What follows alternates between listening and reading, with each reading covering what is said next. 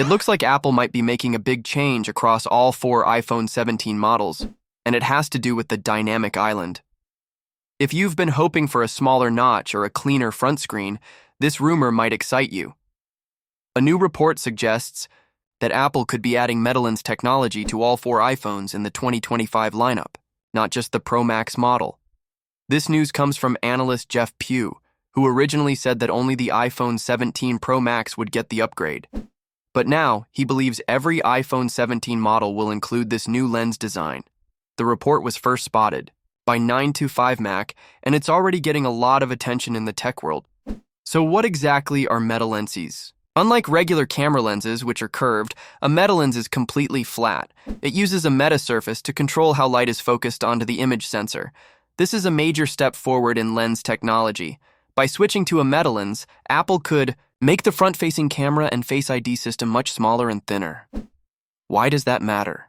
Because shrinking the Face ID hardware means shrinking the dynamic island, that black pill-shaped cutout at the top of the screen. This feature was introduced with the iPhone 14 Pro, and it has remained more or less the same size since then. While the dynamic island does a great job showing live activities and housing Face ID sensors, many users still feel it takes up too much space. According to the report, Apple could now use a single metalens for both the Face ID transmitter and receiver. That would help combine components and reduce the overall size of the cutout. While we don't yet know exactly how much smaller the dynamic island will be on the iPhone 17, any change will likely be welcome to those hoping for a cleaner, more seamless screen.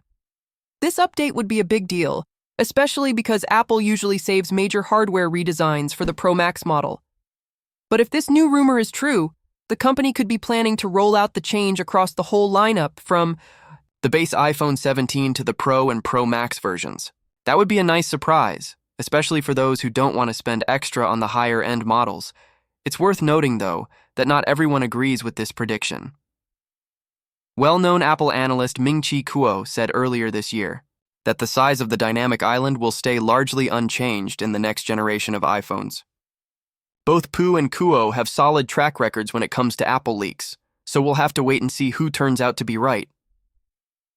Eventually, Apple is expected to move Face ID under the display entirely, removing the need for the dynamic island altogether. But that change might not come until the iPhone 18, possibly in 2026 or later. For now, the move to metalens could be the next step in that direction, offering smaller sensors and a more compact design while keeping the same level of security and performance. Of course, all of this is still based on rumors. Something big might be just around the corner for Huawei fans. The highly anticipated Pura 80 series smartphones are getting closer to their official reveal, and while there's been no shortage of rumors, we now have some clearer updates about what to expect and when. But here's the twist. Even after Huawei announces the phones, you might still need to wait a little longer before you can actually buy one. Let's break down what's happening. Huawei has confirmed that the Pura 80 series will launch sometime next month. However, some trusted sources on Chinese social media are now saying that these phones won't go on sale until July 2025. This isn't the first time we're hearing something like this. A past rumor had already suggested a third-quarter release window for the sales, and since July marks the beginning of that quarter, the pieces are starting to fall into place. As of now, Huawei has not shared the exact launch date, but several leaks are pointing towards early to mid-June, with June 10th being mentioned as a possible day for the official announcement. So while we might see the phones unveiled in the first half of June, actual sales will likely kick off a few weeks later in July. This gap between launch and sales is interesting and has sparked a lot of discussion online. Why would Huawei wait to sell the phones after revealing them? Some people believe this is a smart move tied to how Huawei handles its in-house Kirin chips. Due to ongoing restrictions from the United States, the company has had to navigate some tight regulations, especially when it comes to its chip technology.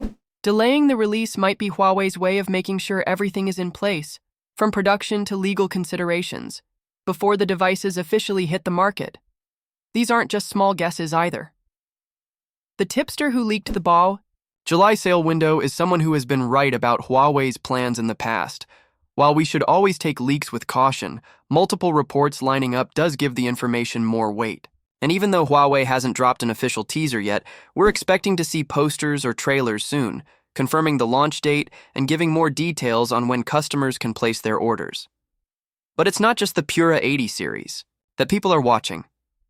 There are whispers that the Huawei Mate 80 series, which was originally expected at the end of 2025, might now be delayed even further, possibly into 2026. If true, that's a big shift and suggests that Huawei is carefully planning its entire device timeline, not just one release. This could also be related to how the company is managing chip supplies and adjusting its schedule to avoid production bottlenecks. Meanwhile, Huawei is also preparing to release other products very soon.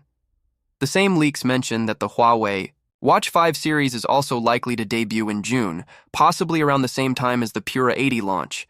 In addition to that, there are new MatePad tablets and fresh earbuds expected to be announced. So even if you're not looking for a new phone, there's still a lot coming for tech lovers who follow Huawei. Looking to improve your fitness or get back into running? Samsung is about to launch something that could make a big difference for you. With its upcoming software update, One UI 8, Samsung is introducing a smart new feature for Galaxy Watch users, a running coach that acts like your personal trainer, and it's completely free to use. Unlike some fitness apps that charge a monthly fee or require add-ons, this built-in running coach is part of the One UI 8 update and works directly through your Galaxy Watch. It's designed to help users at all fitness levels, from beginners to experienced runners, by offering personalized plans based on their current abilities. Samsung has already included some impressive health tools in its watches: heart rate tracking, VO2 max for measuring oxygen use, running pace, and even sweat tracking. But this new running coach is more than just a tracker. It actively guides your training with plans designed specifically for you. You won't be stuck following a general routine. Instead, it builds a program based on your performance and updates it as you progress. To get started, you'll need to complete a simple test. Run as far as you can in 12 minutes. That one run helps the watch understand your fitness level. After that, it creates a training schedule that matches your current condition. This means you won't be overtraining or taking on more than your body can handle. As you improve, the watch runs regular check-ins, called level up assessments, to see how you're doing and adjust your plan as needed.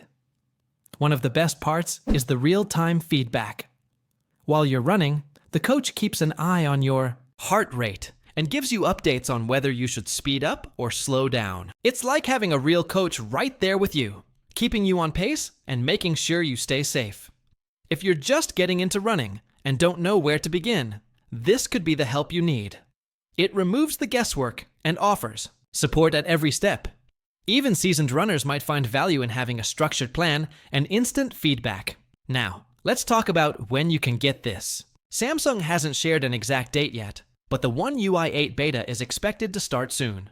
Typically, Samsung rolls out beta versions to its latest phones first, and this year's Galaxy S25 series is likely first in line. That includes the S25, S25 Plus, and S25 Ultra. These phones were part of the main launch earlier this year and are expected to join the beta program. However, the S25 Edge might not be included right away. Based on recent reports from insiders as of May 26th, Samsung hasn't yet developed a beta version for that model. This isn't unusual. Samsung often leaves out Edge and Fan Edition models during early beta stages. Also, Samsung plans to launch the Galaxy S25 FE later this year,